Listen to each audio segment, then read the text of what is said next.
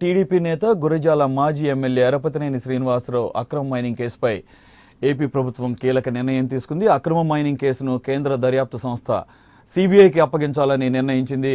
ఎరపతినేనిపై వచ్చిన ఆరోపణలు అత్యంత తీవ్రమైనవని, అందుకే అక్రమ కేసును సిబిఐకి అప్పగించాలని ప్రభుత్వం నిర్ణయం తీసుకుందని అడ్వకేట్ జనరల్ హైకోర్టుకు తెలియజేశారు. ఇక రాజకీయ ఆరోపణల నేపథ్యంలోనే ఈ నిర్ణయం తీసుకున్నామని ప్రభుత్వం తెలిపింది. మాజీ ఎమ్మెల్యే ఎరపతినేని శ్రీనివాసరావు అక్రమ మైనింగ్ పై ఏపీ ప్రభుత్వం సిబిఐ విచారణకు ఆదేశించింది.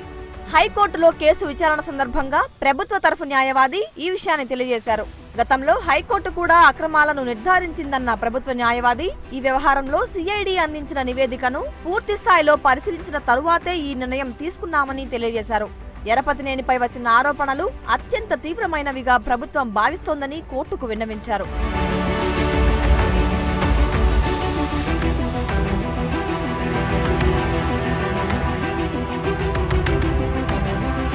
గత 5 ఏళ్ల పాలనలో పల్నాడు ప్రాంతంలో మాజీ ఎమ్మెల్యే ఎరపతినేని అక్రమ క్వారీయింగ్ కు పాల్పడుతూ సుమారు 1 కోటి మెట్రిక్ టన్నుల తెల్లరాయిని దోచేశారని ఆరోపణలు వచ్చాయి.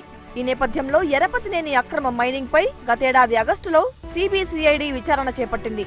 ఇప్పటి వరకు అక్రమ మైనింగ్ పై జరిపిన దర్యాప్తునకు సంబంధించిన నివేదికను షీల్డ్ కవర్ లో గత వారం అధికారులు హైకోర్టు ముందుంచారు.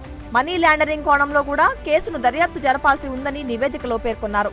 ఈ మేరకు కేంద్ర దర్యాప్తు సంస్థలకు అక్రమ మైనింగ్ కేసును ఎందుకు అప్పగించకూడదో చెప్పాలంటూ ధర్మాసనం ఎరపతినేనిని ప్రశ్నించింది. ఇందులో భాగంగా సిబిఐని కేసు విచారణను కోరే వ్యవహారంపై స్పష్టత ఇస్తూ ప్రభుత్వానికి హైకోర్టు పలు సూచనలు చేసింది.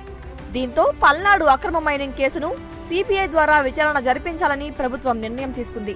వైసీపీ అధికారంలోకి వచ్చిన తరువాత సిబిఐకి అప్పగిస్తోన్న తొలి కేసు ఇదే కావడం విశేషం. గతంలో సిబిఐని రాష్ట్రంలోకి నిషేధిస్తూ చంద్రబాబు నిర్ణయం తీసుకోగా అధికారంలోకి వచ్చిన జగన్ దానిని రద్దు చేశారు.